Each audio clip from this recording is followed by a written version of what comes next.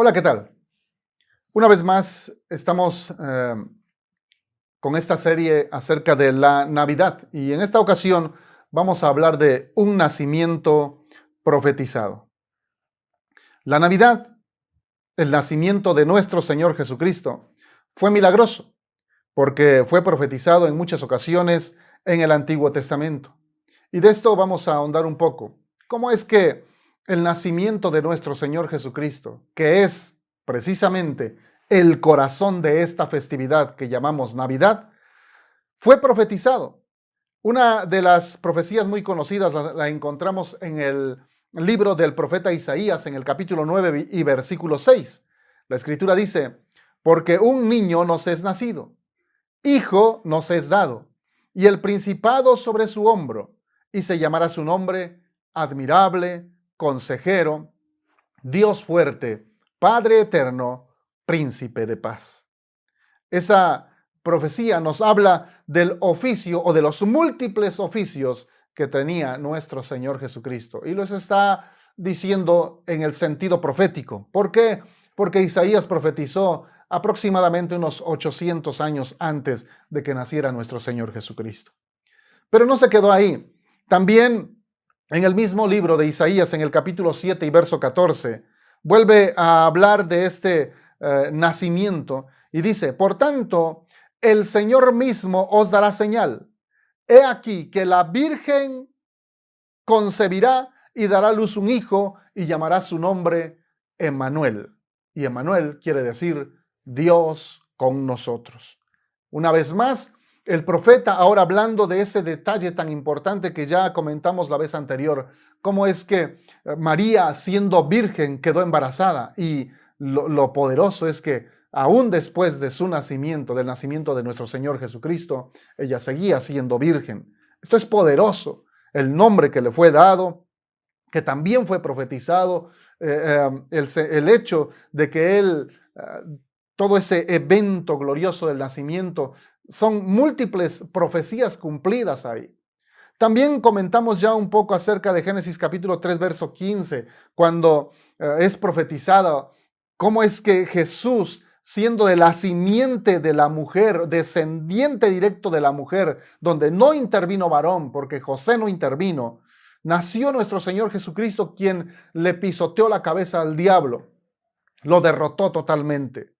Y así como estas, hay mucho más profecías, solamente que un poco más escondidas, y pudiéramos hablar mucho de ellas. Sin embargo, quiero en esta ocasión que ahondemos en otra más, una profecía que llama mucho la atención, o por lo menos a mí me llamó mucho la atención. Es una profecía que se encuentra en el libro del profeta Miqueas. Miqueas, capítulo 5 y versículo 2. Dice así la palabra de Dios: pero tú, Belén, Efrata, pequeña para estar en las familias de Judá, de ti me saldrá el que será Señor en Israel, y sus salidas son desde el principio, desde los días de la eternidad.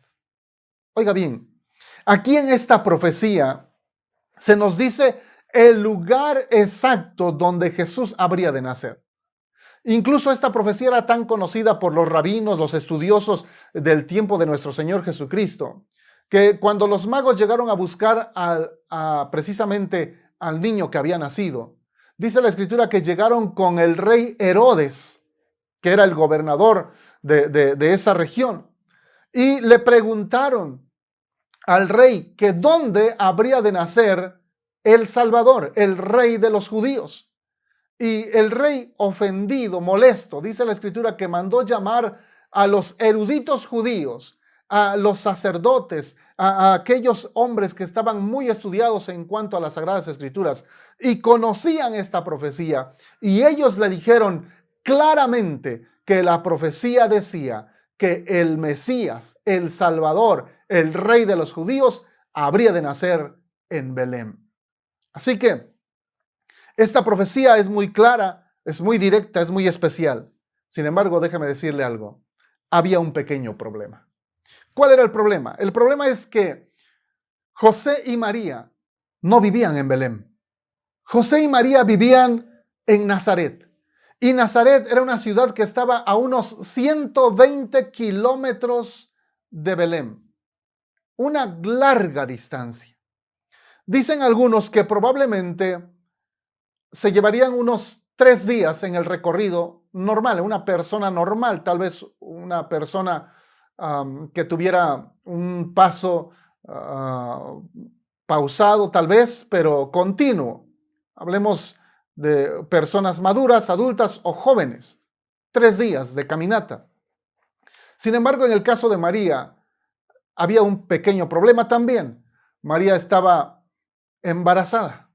Así que su trayecto iba a ser mucho más lento, o fue mucho más lento. Ahora, déjeme enfocarme en esto. José y María vivían en Nazaret. Ella estaba embarazada. No había una razón natural para que José y María se trasladaran hasta la ciudad de donde eran originarios. Menos estando ella embarazada y teniendo que caminar durante tal vez de 3 a 6 días para llegar a esa ciudad. Cuando María estaba ya en el último mes de su embarazo. Ninguna persona normal, ninguna persona racional haría ese peligroso viaje. ¿Cómo es posible? La pregunta, ¿cómo es posible que José haya arriesgado la vida de María para llevar toda esa caminata de 6 días, estando ella ya en su 9º mes de embarazo, a punto de dar a luz, y tener que caminar esos 120 kilómetros? No era normal. Por eso decimos que todos los acontecimientos que ocurrieron alrededor del nacimiento de nuestro Señor Jesucristo fueron hechos milagrosos. Y esta profecía tenía que cumplirse al pie de la letra. Por lo tanto, algo tenía que pasar, algo tenía que obligar a José y a María a trasladarse de Nazaret hasta Belén. Pero para resolver ese conflicto, Dios, que es soberano, le ordenó, oiga bien esto, le ordenó al César romano, al emperador de Roma, al llamado en esos días Rey de Reyes, que gobernaba sobre todo el imperio romano. Dios soberano le ordenó a César que él diera la orden, el edicto, de que todo hombre se trasladara a su ciudad natal para que allí fuera empadronado. Fíjese cómo lo dice la palabra de Dios en el Evangelio según San Lucas, capítulo 2, versículos 1 al 7. Dice la escritura así: aconteció en aquellos días que se promulgó un edicto de parte de Augusto César que todo el mundo fuese empadronado.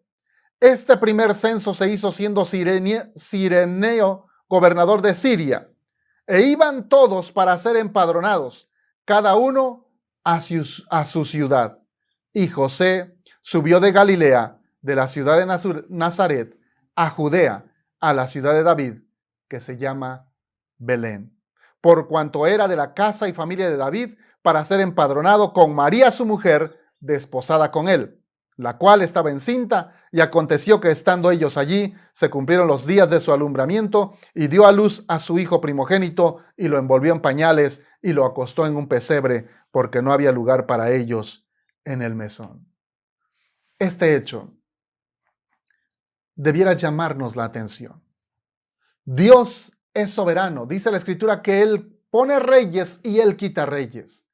Definitivamente es Dios el que gobierna sobre todo el mundo. Aun cuando nosotros no lo veamos, cuando nosotros no lo percibamos, Dios está gobernando sobre todo el mundo. Y Él pone en el corazón de los hombres lo que han de hacer para cumplir su plan profético hasta el punto, hasta el momento en que Él lo diga o Él lo marque. Dios es soberano. Él gobierna por sobre todas las cosas y por sobre todos los reyes de la tierra. Sean príncipes, sean presidentes, sean gobernantes, sean lo que sean, tengan el título que tengan, por sobre todos ellos hay un Dios soberano que gobierna la tierra. Esta es la evidencia más clara de que esto es real. Amigo que me escuchas, Yo no sé cómo tú estás viviendo. Yo no sé cómo tú te imaginas a Dios, pero la gran mayoría se imaginan a Dios como algo pequeño. Incluso le han hecho imágenes de talla o de bulto. Y tienen allí en su cuarto, en su recámara, en su habitación, a esa pequeña imagen que les lleva a tener o a concebir una pequeña imagen de Dios cuando Dios es grande, altísimo, soberano, gobernador de todos los cielos y de toda la tierra. De ese Dios te estoy hablando. Ese Dios te ama y envió a su Hijo al mundo para perdonar tus pecados. Él movió todas las piezas, todo lo que tenía que mover para que Jesús naciera, para que tú pudieras creer en Él y pudieras ser salvo. Amigo que me escuchas, no tardes más en tomar tu decisión por Cristo. No tardes más en abrir tu corazón a Jesús, en decirle, Señor Jesús, ven a mi corazón, perdona mis pecados y dame vida eterna. Díselo, ahí donde estás ahora escuchando. Abre tu corazón a Jesús y reconócelo en todos tus caminos.